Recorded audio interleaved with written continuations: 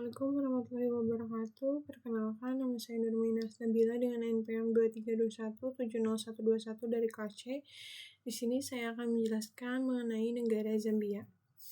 Zambia merupakan negara yang terletak di bagian selatan tengah benua Afrika dan tidak memiliki laut atau landlocked country. Luas wilayahnya sekitar 752.000 km persegi, hampir sebanding dengan Pulau Kalimantan. Ibu kota Zambia adalah Lusaka dengan jumlah penduduk sekitar 21 jiwa pada tahun 2025. Bahasa resmi yaitu bahasa Inggris dan mata uang yaitu Kwacha atau ZMW. Negara ini juga terkenal memiliki satuan air terjun terbesar yaitu air terjun Victoria. Kemudian kita membahas mengenai berdasarkan 5 lapisan geosfer. Yang pertama, lapisan litosfer yaitu batuan dan bentang alam. Secara fisik, Zambia didominasi oleh wilayah dataran tinggi dengan ketinggian 1000 sampai 1400 meter di atas permukaan laut. Di bagian timur terdapat pegunungan Mavinga Hills dan menjadi titik tertinggi di negara ini. Tanah di Zambia sangat kaya akan mineral, terutama tembaga, sehingga wilayah pertambangan di bagian utara dikenal dengan nama Copper Belt atau sabuk tembaga. Kegiatan pertambangan menjadi salah satu sumber utama perekonomian di Zambia. Kemudian ada iklim dan cuaca. Zambia memiliki iklim tropis, tetapi karena berada di dataran tinggi, suhu udaranya tidak terlalu panas. Negara ini memiliki 2 musim, yaitu musim panas hujan yang terjadi pada Oktober hingga April dan musim kemarau dari Mei sampai September. Salah satu permasalahan yang terjadi di Zambia adalah kekeringan berkepanjangan akibat perubahan iklim yang berdampak pada sektor pertanian dan pembangkit listrik tenaga air. Yang ketiga ada hidrosfer atau air dan perairan. Sungai terbesar di Zambia adalah Sungai Zambeze yang mengalir ke selatan dan membentuk air terjun Victoria. Selain itu, terdapat juga Sungai Kafue dan Sungai Lungawa yang menjadi sumber air penting bagi masyarakat. Di negara ini juga terdapat Danau Kariba dan Danau Bangelu yang berfungsi untuk irigasi dan pembangkit listrik tenaga air.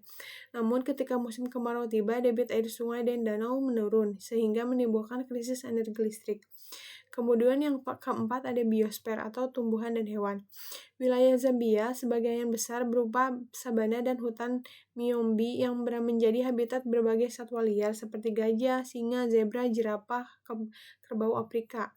Negara ini memiliki taman nasional besar di antaranya Kafue National Park. Namun, saat ini Zambia mengalami masalah deforestasi atau penebangan hutan akibat perluasan lahan pertanian dan eksploitasi kayu. Yang kelima ada antroposfer atau manusia dan kegiatannya. Sebagian besar penduduk Zambia berada di sektor pertanian dan pertambangan. Pertambangan tembaga menjadi tulang punggung perekonomian negara ini. Sementara sektor pariwisata juga mulai berkembang, terutama di air terjun Victoria dan taman-taman nasional. Kota Lusaka sebagai ibu kota menjadi pusat pemerintahan dan ekonomi, sedangkan kota Ndola dikenal sebagai pusat industri tambang. Meski memiliki sumber daya alam yang melimpah, Zambia menghadapi tantangan seperti kemiskinan, keterbatasan listrik, dan ketergantungan ekonomi pada ekspor tembaga. Kemudian kita hubungkan dengan 10 konsep geografi. Zambia dapat dianalisis menggunakan konsep-konsep geografi dari segi lokasi. Negara ini terletak di bagian selatan tengah Afrika dan tidak memiliki akses ke laut. Tempat yang menjadi identitas Zambia adalah air terjun Victoria yang terkenal di dunia. Berdasarkan wilayah, terdapat kawasan Copper Belt yang menjadi pusat pertambangan dan Southern Province yang menjadi pusat pertanian. Dari konsep pergerakan, Zambia mengekspor tembaga ke luar negeri dan mengalami migrasi penduduk dari desa ke kota. Dalam hal interaksi manusia dengan lingkungan, penembangan hutan dan kekeringan memengaruhi kehidupan petani. Skala menunjukkan bahwa perubahan iklim berdampak mulai dari tingkat lokal atau pertanian hingga nasional atau energi. Secara ruang, penduduk banyak terkonsentrasi di wilayah perkotaan, sedangkan daerah pedalaman cenderung jarang penduduk. Pola hujan musiman dan sebaran sungai juga membentuk karakteristik wilayah Zambia. Dari sisi perubahan, terjadi urbanisasi, penurunan luas hutan, dan peningkatan suhu. Semua unsur tersebut saling berkaitan karena ekonomi Zambia sangat bergantung pada alam seperti tambang dan air. Kemudian, analisis georegional Zambia sebagai negara berkembang. Zambia memiliki luas wilayah sekitar 752.000 hektar persegi, menjadikannya salah satu negara besar di kawasan Afrika Selatan dan Tengah. Jumlah penduduknya sekitar 21 jiwa, dan sebagian besar tinggal di daerah pedesaan dengan mata pencarian utama di bidang pertanian. Iklim di Zambia bersifat tropis dan basah, dan kering, dengan curah hujan tidak merata dan antara wilayah. Bentuk wilayahnya berupa dataran tinggi, sabana, sehingga cocok untuk pertanian dan peternakan. Sumber daya alam yang dimiliki cukup beragam, seperti tembaga, kolbat, hutan, dan air, menjadi dasar bagi perekonomian negara.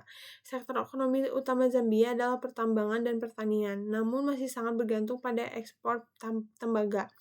Masalah lingkungan yang sering dihadapi antara lain deforestasi, kekeringan, dan erosi tanah akibat eksploitasi berlebihan serta perubahan iklim.